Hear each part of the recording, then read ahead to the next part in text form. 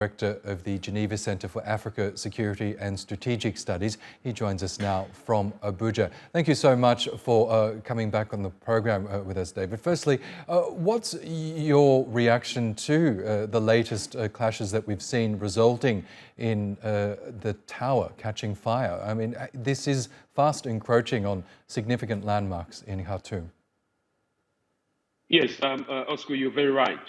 We're seeing a situation where both the Rapid Support Forces and the Sudanese Armed Forces are implicating each other in the destruction of critical infrastructure.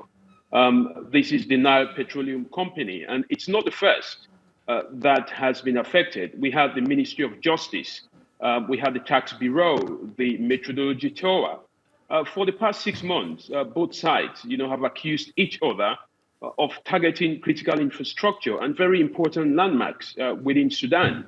This fighting has spread across the region. So it is high time, Oscar, for the international communities, for the regional bodies, for Sudanese to stand up and somehow, come up with a framework, one that is united to call both the Rapid Support Forces and the Sudanese Armed Forces to some level of a negotiated settlement. This is no longer acceptable.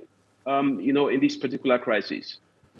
Yes, and David, we know that world leaders are currently gathering in New York for the latest session of the UN General Assembly. There's a lot on the agenda, including the ongoing war in Ukraine. But do you believe that there'll be sufficient attention paid to the ongoing conflict in Sudan, which, as we know, shows no sign of coming to an end and, in fact, is getting worse in some areas, particularly in places like Darfur, where ethnic tensions are again being unleashed? Yes, you're correct. I mean, Sudan should be a priority.